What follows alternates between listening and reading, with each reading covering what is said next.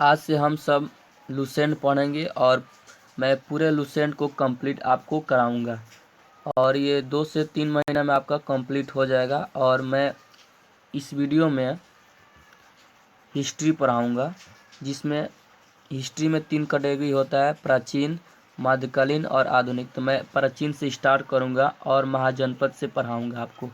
सबसे पहले हम महाजनपद क्या होता है ये जान लेते हैं।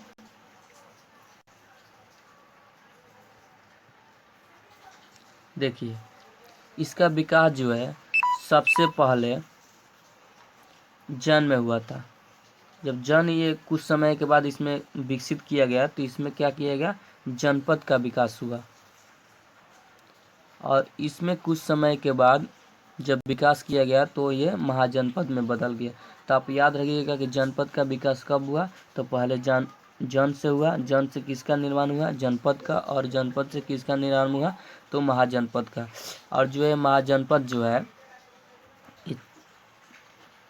600 BC में इसका निर्माण हुआ। तो आप याद रखिएगा जो महाजनपद काल है उसका विकास किस ईस्वी में हुआ था, तो 600 BC में हुआ था।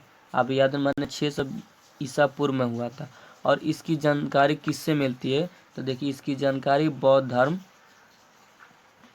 आप बौद्ध धर्म ले लीजिए, चाहे बौद्ध साहित्य बोलिए,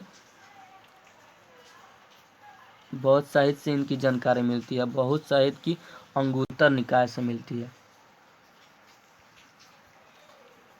तो आप याद रखिएगा कि जो महाजनपद काल का जानकारी किस बौद्ध साहित्य से मिलती है, तो अंगुत्तर निकाय। और आपको जैन साहित्य से भी अगर आपसे एग्जाम पूछता है कि महाजनपद काल का जानकारी बौद्ध साहित्य के किस ग्रंथ से मिलती है, तो आपको याद रखना है भगवती सूत्र से जानकारी मिलती है। इस तरह से हम महाजनपद का विकास समझ चुके हैं। चलिए अब आगे बढ़ते हैं। कुल 16 महाजनपद हुए और 16 महाजनपद को बारी बारी से पढ़ेंगे और उसको याद कर लेंगे चुटकियों में।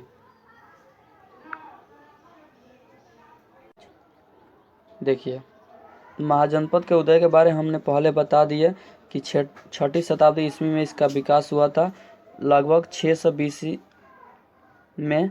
और ये 16 महाजनपदों में बटा हुआ था, जिसकी जानकारी हमें बौद्ध ग्रंथ अंगुत्तर निकाय और जैन ग्रंथ भगवती सूत्र से मिलती है। यहाँ तक हम लोग बता दिए थे। चलिए देखिए 16 के बारे में पढ़ रहे हैं। देखिए यहाँ पे है महाजनपद और इसकी है राजधानी। हम याद रखें कि कौन से जनपद महाजनपद का कौन सी राजधानी थी, ताकि यहाँ से भी प्रश्न पूछता है। तो देखिए अंग जो था इसकी राजधानी कहाँ थी, तो चंपा थी। तो याद रखिएगा कि जो अंग का क्षेत्र था उसकी राजधानी कहाँ थी, चंपा थी। आज जो अंग था वो कहाँ पर पड़ता था, तो ये बिहार में पड़ता था। और वर्तमान समय में यह भागलपुर और मुंगेर जिला में पड़ता है। तो याद रखिएगा कि जो अंग का क्षेत्र था वर्तमान समय में कहाँ पड़ता है, तो भागलपुर और मुंगेर का क्षेत्र में पड़ता है। और अंग की राजधानी कहाँ थी, तो चंपा। देखिए मगध था, जो मगध था इसकी राजधानी गिरिब्रज या राजगीर था। तो याद रखिएगा कि जो मगध था इसकी राजधानी कहाँ थी, तो गिरिब्रज या राजगीर था। अब वर्तमान समय जो है पटना गाय का क्षेत्र पड़ता है और ये भी कहाँ था, बिहार में था। तो आप 2 बिहार से याद रखिएगा, अंग या मगध।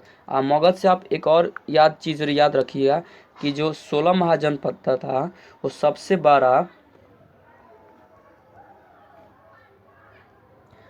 बड़ा महाजनपद कौन था, तो मगध था। तो याद रखिएगा सबसे बड़ा जो महाजनपद था कौन था, तो मगध था। ठीक है, चलिए काशी। हम लोगों ने अभी तक 2 याद कर लेके देखिए। काशी का जो राजधानी थी वो बनारसी थी। और जो ये बनारस के आसपास का क्षेत्र है जो आधुनिक समय में बनारस कहाँ पड़ता है, तो ये उत्तर प्रदेश में पड़ता है। तो अभी याद रखिए जो काशी का राजधानी कहाँ थी, तो बनारसी थी। और बनारसी जो कहाँ अभी वर्तमान समय में पड़ रहा है, तो उत्तर प्रदेश में पड़ रहा है। चलिए देखिए ओत्स जनपद की राजधानी कहाँ थी, तो कौशाम्बी थी, जो वर्तमान समय में कहाँ है, तो इलाहाबाद का क्षेत्र था। आप याद रखिएगा कि जो ओत्स की राजधानी कहाँ थी, तो कौशाम्बी थी। और वर्तमान इसका क्षेत्र कौन सा है, तो इलाहाबाद। इलाहाबाद किस राज्य में पड़ता है, तो उत्तर प्रदेश पड़ता है, यूपी। तो आप यहाँ से देखिए, मैं वर्तमान क्षेत्र इसलिए बता रहा हूँ ताकि आप कभी कोई एग्जाम में पूछता है कि अंग जो था, अंग महाजनपद है, उसका वर्तमान क्षेत्र कहाँ है, तो आप याद रखिए भागलपुर मुंगेर, इस तरह से आपको प्रश्न आएगा। तो इसलिए मैं बता रहा हूँ ताकि आपको आने वाले समय में कोई किसी तरह का दिक्कत ना हो। चलिए अब हम पढ़ते हैं ओअजी के बारे में। देखिए ओअजी की राजधानी वैशाली थी, या विद्या या मिथिला, आप जो चाहें कह सकते हैं। तो ओअजी की राजधानी कहाँ थी, तो वैशाली। देखिए बिहार में 3 महाजनपद था, एक था आपका अंग, दूसरा था मगध और तीसरा था ओअजी। तो आप याद रखिएगा, ऐसे भी प्रश्न आपसे पूछेगा कि बिहार में कितने महाजनपद का विकास हुआ, तो 3 महाजनपद का विकास हुआ, अंग, मगध और ओअजी। और देखिए ओअजी का जो क्षेत्र था वो दरभंगा और मिथिला का क्षेत्र था। तो आप याद रखिएगा कि जो दरभंगा का जो ओअजी था वो वर्तमान में कहाँ है, तो मुजफ्फरपुर और दरभंगा का क्षेत्र है, जो कहाँ पड़ता है, तो बिहार में पड़ता है।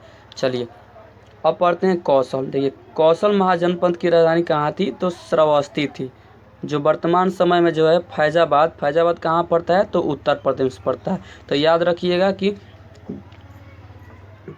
कौशल की राजधानी कहाँ थी, तो श्रावस्ती थी, और वर्तमान समय कहाँ पड़ता है, तो फैजाबाद में पड़ता है। फैजाबाद कहाँ है, तो उत्तर प्रदेश में। कभी कभी राज्य से भी यहाँ से प्रश्न पूछ जाएगा, जो फैजाबाद है वो किस राज्य में पड़ता है, तो उत्तर प्रदेश पड़ता है। चलिए 7वां महाजनपद है अवंती। देखिए अवंती की राजधानी कहाँ थी, उज्जैन या आप महिष्मती, दोनों आप याद रखिए, क्योंकि ऑप्शन में कभी उज्जैन दे देता है और कभी महिष्मती दे देता है, तो आप दोनों याद रखिएगा तो आपको अच्छा से याद रख। जो वर्तमान समय जो है ये मालवा का क्षेत्र है, और मालवा जो कहाँ है, तो आपको याद रखिएगा ये मध्य प्रदेश में है। तो अवंती की राजधानी कहाँ है, उज्जैन या महिष्मती, और जो वर्तमान समय कहाँ पर पड़ता है, तो मालवा मध्य प्रदेश। चलिए आगे बढ़ते हैं। देखिए मल्लो के बारे में पढ़ते हैं। देखिए मल्ल महाजनपद की राजधानी कहाँ थी, कुशावती। तो याद रखिए कि मल्ल की राजधानी कहाँ थी, तो कुशावती। देखिए राजधानी मैं इसलिए बता रहा हूँ कि यहीं से प्रश्न पूछ रहा है बीपीएससी 66 में यहाँ से एक क्वेश्चन पूछा हुआ था, तो आप ऐसे याद रखिएगा, तब आपको किस तरह का कोई दिक्कत नहीं हुआ। देखिए मल्ल जो क्षेत्र था उसकी राजधानी कुशावती थी, और यह वर्तमान समय में देवरिया, जो कि उत्तर प्रदेश में पड़ता है, ये आप याद रखिएगा। चलिए पंचाल। देखिए पंचाल महाजनपद की राजधानी अहिच्छत्र काम्पिलय, जो वर्तमान क्या है, तो बरेली है, बदायूं है, यह उत्तर प्रदेश में पड़ता है। तो आप याद रखिएगा कि जो पंचाल है इसकी राजधानी कहाँ है, तो अहिच्छत्र है, जो कि वर्तमान क्षेत्र कहाँ पड़ता है, तो बरेली बदायूं उत्तर प्रदेश में पड़ता है। ठीक है। चलिए इसके बाद मैं अगले वीडियो में नेक्स्ट महाजनपद के बारे में पढ़ेंगे। जय हिंद।